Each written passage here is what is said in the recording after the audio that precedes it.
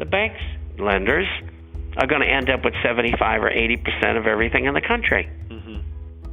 Now, in every other country they've done that in, with minor exception, there's been a revolution.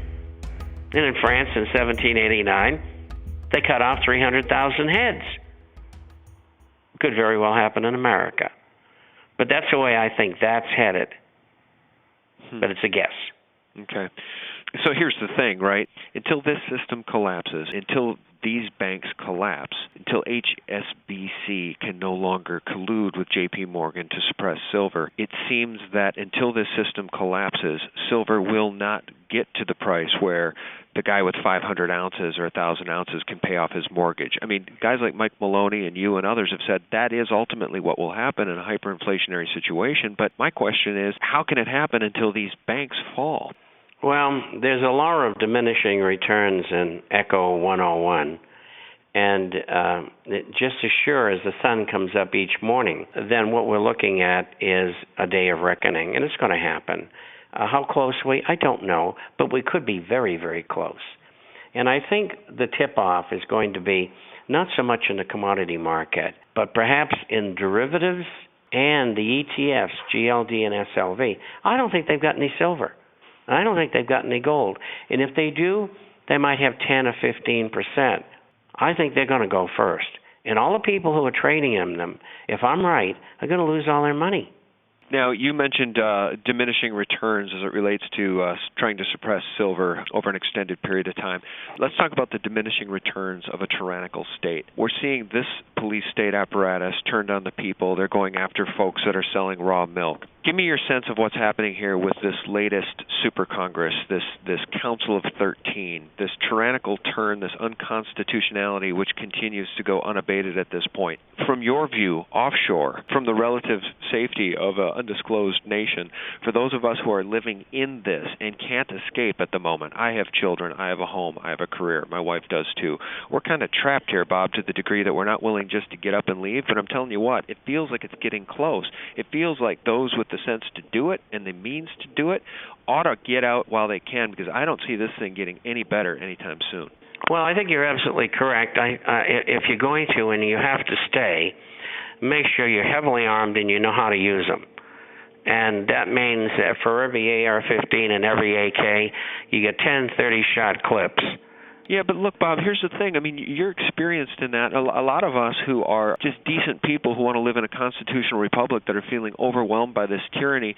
I don't have an AR-15? I don't have a machine gun, okay? And the thing is that you've got the Navy SEALs doing training exercises in Boston, okay? You've got highly trained, brainwashed thugs in the military and the police departments to a large degree that if turned around on the people, what are you going to do? You're going to take on the local police department from your home and your neighborhood? I see what you're saying, but at the same time, I mean, I need to talk about rational solutions to what's going on, and I don't see any.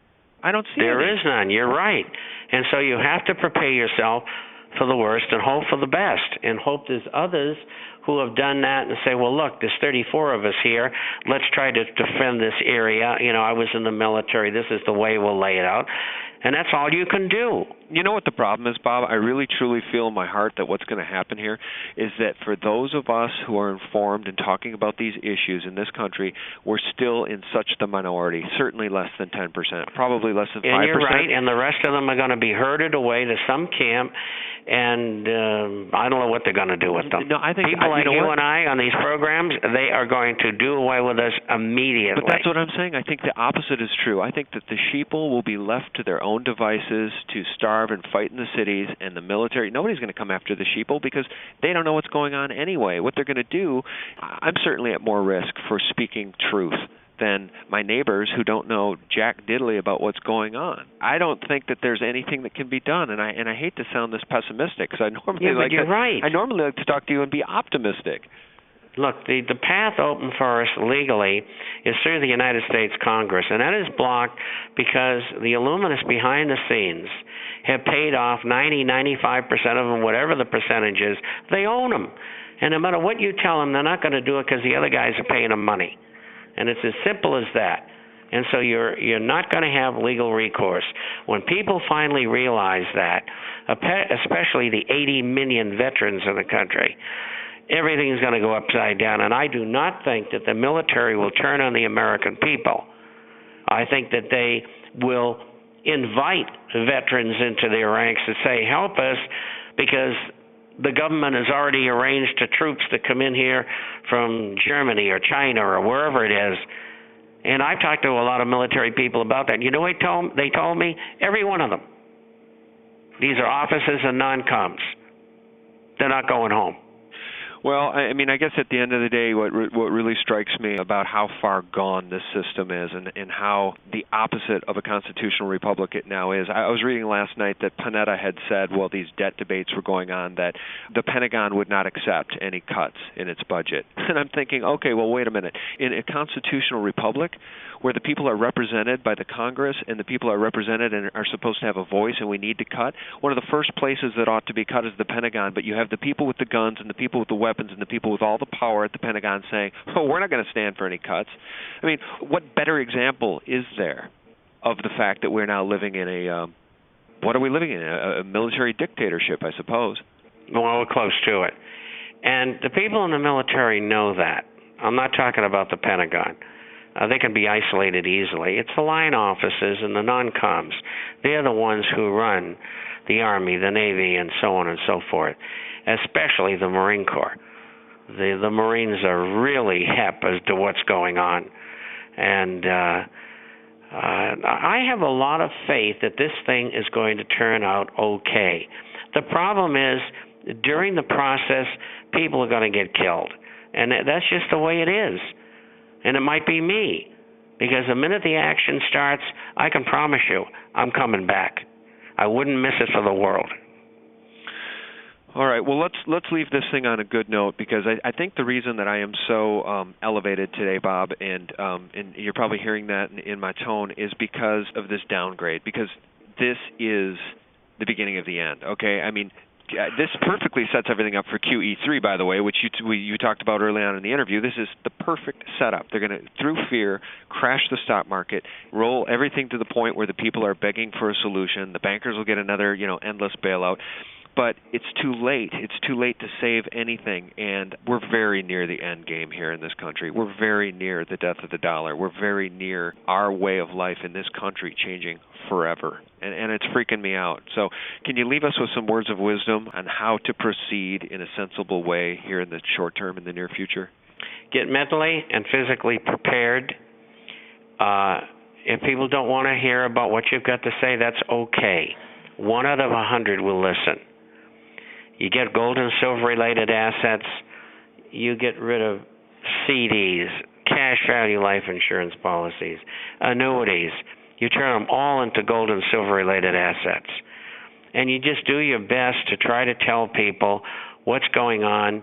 And when they don't listen, don't get upset, because you're the only link between them and reality. And you are reality. That's why I do these shows.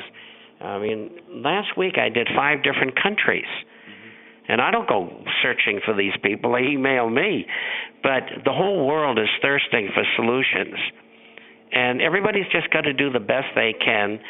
And the people who won't listen, you got to help them anyway.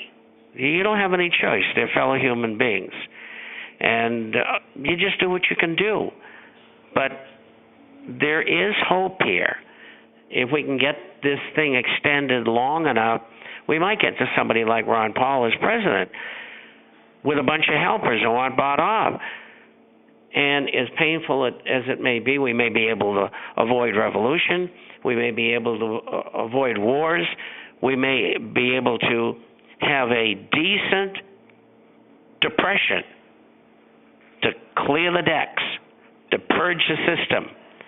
And it's got to be done no matter which way you go.